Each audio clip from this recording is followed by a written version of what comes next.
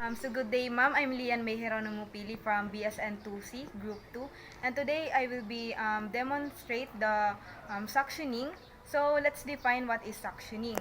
So the definition of suctioning, it is aspiration of secretions through a catheter connected to a suctioning machine or wall suction outlet. And the purpose of doing this procedure is to remove secretions, facilitate ventilation, and to obtain secretions for diagnostic procedures and also to prevent infection. So the needed equipment are suction catheter, suction machine, NSS solution or sterile water, and connecting tubing, towel, two sterile basin, and two sterile gloves.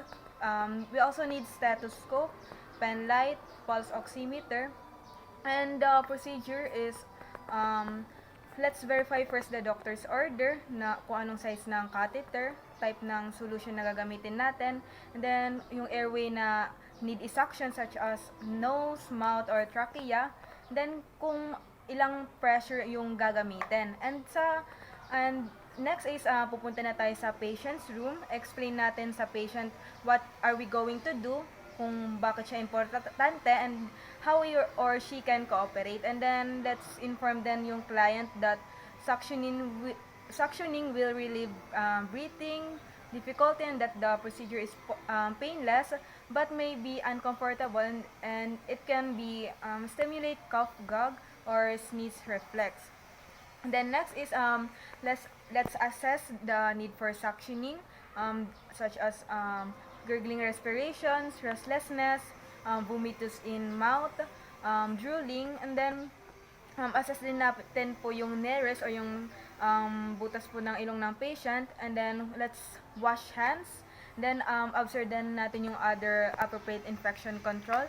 Then after po natin makapag-prepare, ay prepare na po natin yung equipment, and then magpo-provide po tayo ng comfort, privacy, tapos safety sa client natin. Then next is we will put towel. Then i-monitor natin yung oxygen saturation via oximeter and heart rate during sa pag-suction. And then i-open natin yung sterile equipment and attach natin kung saan malapit si client or patient.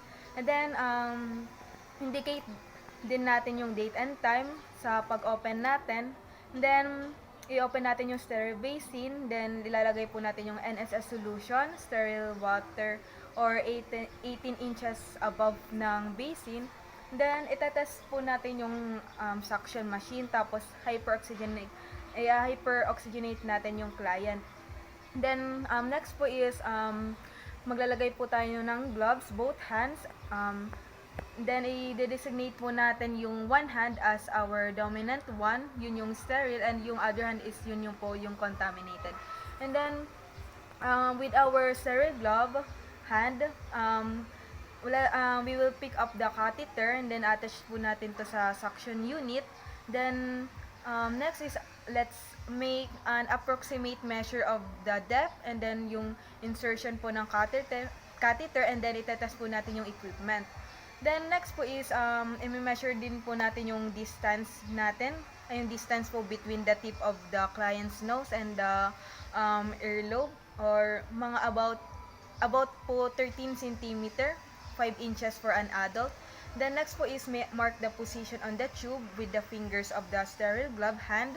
Then test the pressure ng suction and the patency of the catheter by applying our sterile glove finger or thumb to the port to create suction. And then i-ask natin yung client to inhale deeply, and then i-lubricate po natin catheter with the anesthetic jelly, and pass the catheter into the nostril and back into the pharynx. And then sa oropharyngeal gel suction, place the patient in a semi-Fowler's position if possible, and then pull the tongue forward if necessary using gauze. And then do not apply suction that nakakapag-iwan po ng finger sa port and then during sa insertion. And then i-advance po natin yung catheter about 10 to 15 cm or 4 to 6 inches, and then along one side of the mouth into the oropharynx, nasopharyngeal suction, ipe-place din po natin yung patient in a semi-Fowler's position if possible po, and then measure distance between the tip of the client's nose and sa earlobe. Katulad po kanina, it's about 13 centimeter or 15 inches for an adult. And then, without applying ng suction, insert natin yung catheter at the pre-measured of recommended distance, and then into either nearest and i-advance natin along the floor of the nasal cavity. And then sa pag-perform po ng suctioning, i-aspirate natin yung solution through catheter by placing thumb over open end of connector or over vent, and then check natin yung patency of suction catheter, suction pressure, and moisten po natin catheter for para po mais po sa while kinakabit po yung yung catheter. And then i-apply po natin yung finger to the suction control thumb to start suction and gently rotate catheter. Then mag-apply po ng suction for at least 5 to 10 seconds while slowly withdrawing the catheter. Then remove your fingers from the control and remove the catheter. And then suction attempt should last only 10 to 15 seconds. During this time, the catheter is inserted, then the suction applied and discontinued that catheter. So, after po nun, ma-remove, then clean the catheter and repeat suctioning po based po sa mga nasabi ko sa above. Then, iwa-wipe po natin yung catheter with sterile gauze if it is thickly coated with secretions. Tapos, flush the catheter with sterile water or saline.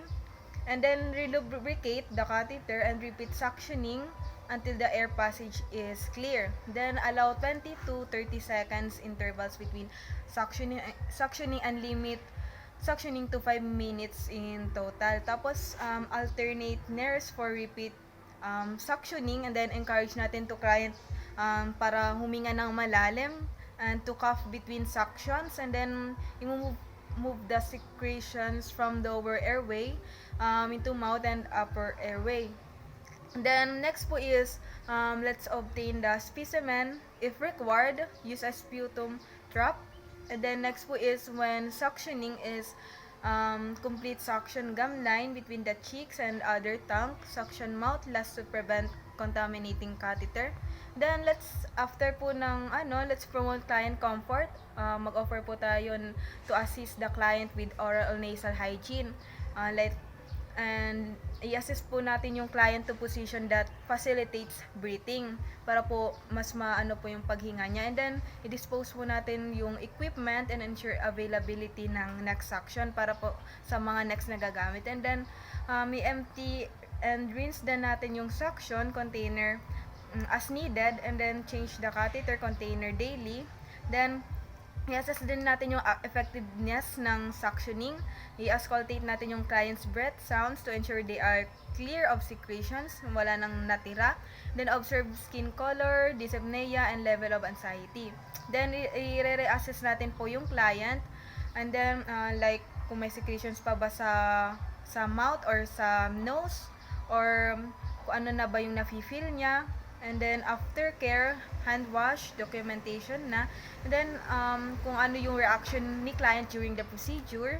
Then characteristics of secretion, kung ano po yung itsura nito. And then kung gaano po katagal yung suctioning, duration, or then after po ng mga procedure is mag-conduct po tayo ng patient teaching about po sa ginawa natin at kung ano po yung mga dapat niyang gawin aftercare. So yun lamang po ma'am sa demonstration for suctioning. Thank you po.